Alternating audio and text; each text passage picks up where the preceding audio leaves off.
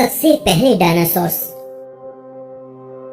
हम में से ज्यादातर लोग जानते हैं कि आज से करीब 23 करोड़ साल पहले धरती पर 300 से ज्यादा डायनासोर्स की प्रजाति रहा करती थी।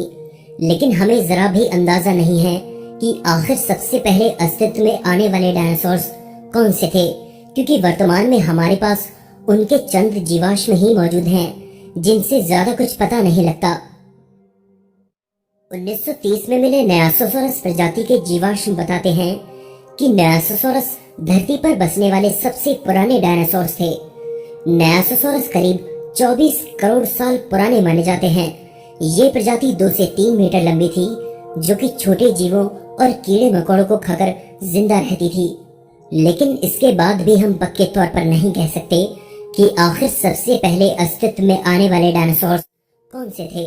कई प्रजातियां ऐसी रही होंगी जिनके जीवाश्म हमें मिले ही नहीं। सबसे पहले और सबसे पुराने डायनासोर्स कौन से थे, इसका पता लगाना बेहद मुश्किल है।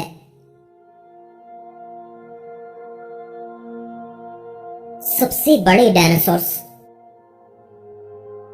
कुछ लोगों का मानना है कि सुपरसॉरस सबसे विशालकाय डायनासोर्स थे, लेकिन ऐसा कहना पूरी तरह से गलत होगा।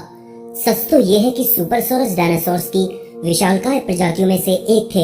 इनके अलावा भी डायनासोर्स की कई बड़ी प्रजातियों के जीवाश्म हमें मिले हैं, जो हमारे सामने एक बड़ा सवाल खड़ा करते हैं कि आखिर सबसे बड़े डायनासोर्स कौन से थे। मौजूदा जीवाश्म भी इसका जवाब देने के लिए काफी नहीं है। हड्डियों के ढांचों को जोड़कर भी ये पता नहीं लगाया जा सकता कि आखिर डायनासोर्स की सबसे विशालकाय प्रजाति कौन सी थी। जैसे जैसे हम डायनासोर्स के नए जीवाश्मों की खोज कर रहे हैं, वैसे वैसे हमें पता लग रहा है कि डायनासोर्स की कई विशालकाय प्रजातियां अब भी खोजे जाने का इंतजार कर रही हैं। जब तक धरती में दफन सभी जीवाश्मों की खोज नहीं कर ली जाती, तब तक ये एक बड़ा राज बना रहेगा। सबसे तेज डायनासोर्स। हॉलीवुड फिल्मों में डायनासोर्स को तेजी से भागकर शिकार करते हुए दिखाया जाता है, जो कि एक तरह से गलत है। डायनासोर्स अपने शरीर के आकार और बनावट के चलते तेजी से हरकत करने में काफी मुश्किल का सामना करते थे। उनका बड़ा शरीर और छोटी टांगे उनके तेजी से भागने में अड़चन पैदा करती थी। पर ऐसा नहीं है कि सभी डायनासोर्स तेजी से भाग या हरकत नहीं कर सकते थे। लेकिन यहीं आकर एक बड़ा सवाल खड़ा हो जाता है कि आखिर सबसे तेज डायनासोर्स कौन से थे। उनके फुटप्रिंट और दूसरे सबूतों से वैज्ञानिक इस बात का पता लगाने में हमेशा से ही मुश्किलों का सामना करते आए हैं। एक हद तक अंदाजा लगाया गया है कि बड़े और मांस खाने वाले डायनासोर्स धीमे और सुस्त, जबकि आकार में छोटे ऑर्निथोमेमिड काफी फुर्तीले और तेजी से भाग सकते थे। वे किस रंग के थे? मूवीज में डायनासोर्स की त्वचा का रंग ज्यादातर हरे और गहरे रंगों में दिखाया जाता है, जो कि पूरी तरह से काल्पनिक सोच पर आधारित है। कुछ लोग उनकी पीढ़ियों से उनकी त्वचा के रंग का अंदाजा लगाते हैं, लेकिन डायनासोर्स की त्वचा का रंग कैसा था, ये एक बड़ी बहस का विषय है। 2008 में मिले एक 10 करोड़ साल पुराने पंख को स्कैन करके खोजकर्ता इस बात का अंदाजा लगा रहे हैं कि आखिर ये विशालकाय जीव किस रंग के थे। स्कैन में मिले कोशिकाओं के रंग से इस बात का पता लगाया गया कि पंखों वाले डायनासोर्स का रंग कैसा था। लेकिन ये दुर्लभ सबूत डायनासोर्स की दूसरी प्रजातियों की त्वचा का रंग बता पाने में बिल्कुल भी सहायक नहीं है। इसके अलावा इससे मिली जानकारी भी समय के साथ धुंधली होती आई है। पंख के पिगमेंट का रंग समय के साथ फीका पड़ सकता है। हमें अभी इस विषय पर बहुत काम करना है। डायनासोर्स असल में किस रंग के थे, इस बात का पता अब तक नहीं लग पाया है। इसके अलावा हम वर्तमान में अंडे देने वाले पशु पक्षियों के व्यवहार से इस बात का अंदाजा लगा सकते हैं, क्योंकि वे जानते थे कि शिकार तरफ कुछ प्रजाति ऐसी भी थी जो अपने नवजात बच्चों को पूरी तरह से उनके भाग्य पर छोड़कर चले जाते थे। एपेटोसॉरस शाकाहारी थे और वे अंडों की देखभाल तब तक किया करते थे जब तक उनसे बच्चे बाहर नहीं आते थे। लेकिन चंद प्रजातियों के व्यवहार से समूची डायनासोर जाति का पता नहीं लगता। हम सही सही नहीं जानते कि वे आखिर अपने बच्चों को कैसे पालते थे।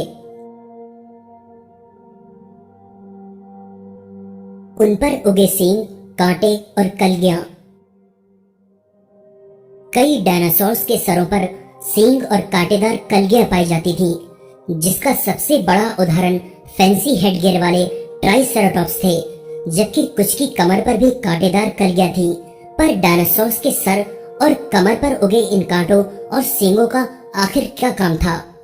लेकिन ये भी इन कांटों का प्राथमिक काम नहीं था। कुछ लोग मानते हैं कि वे इनका प्रयोग अपने साथियों को पहचानने और सहवास के समय एक दूसरे को आकर्षित करने के लिए करते थे। लेकिन सच में हम पूरी तरह से नहीं जानते कि डायनासोर्स के शरीर पर उगे इन कांटों और सींगों का आखिर क्या काम था। रात या दिन सक्रिय रहते थे या रात में? काफी हद तक ये माना गया है कि डायनासोर्स रात में ज्यादा सक्रिय होते थे, क्योंकि उनके जीवाश्मों से मिले आंखों के पास की हड्डियों में बने घेरों से पता लगा है कि इससे उन्हें रात में चीजों को ज्यादा स्पष्ट देखने में मदद मिलती थी। लेकिन कुछ जीव विज्ञानी इससे असहमत हैं, क्योंकि उनके हिसाब से हड्डियों में बने ये घेरे दूसरे जानवरों की आंखों पर भी मिलते हैं, जो रात की बजाय दिन में ज्यादा सक्रिय रहते हैं। सबसे बुद्धिमान डायनासोर्स। स्टेगोसॉरस जैसे कुछ डायनासोर्स के दिमाग का आकार उनके शरीर के हिसाब से काफी छोटा था, पर वे इसकी तुलना में कहीं ज्यादा समझदार थे। हम समय में पीछे जाकर तो उनकी बुद्धिमत्ता का पता नहीं लगा सकते, इसलिए उनके दिमाग का आकार ही एकमात्र जरिया रह जाता है जिससे उनकी समझदारी का पता लगाया जा सके। ट्राइसेराटॉप्स जैसे कुछ डायनासोर्स दूसरों से कहीं ज्यादा समझदार होते थे। अगर इनकी तुलना आज के जीवों से की जाए तो ये दिमाग में आज के वाइल्ड बीस्ट के जितने समझदार थे। ट्रोडन नाम की प्रजाति डायनासोर्स में सबसे बुद्धिमान थी। अध्ययन से पता लगा है कि कुछ प्रजातियां समय के साथ अपने दिमाग का विकास कर रही थीं। इससे एक और बड़ा सवाल खड़ा हो जाता है कि अगर डायनासोर्स अपने विलुप्त होने के कुछ और करोड़ साल खुद को बचा लेते तो क्या वे मानव जितना दिमाग विकसित कर लेते? दोस्तों, आज के इस एपिसोड में बस इतना ही। एपिसोड आपको कैसा लगा प्लीज मुझे कमेंट में बताइए। अच्छा लगे तो जरूर से लाइक कीजिए और चैनल को सब्सक्राइब जरूर कीजिए ताकि आने वाली वीडियोस आप लोग मिस ना करें।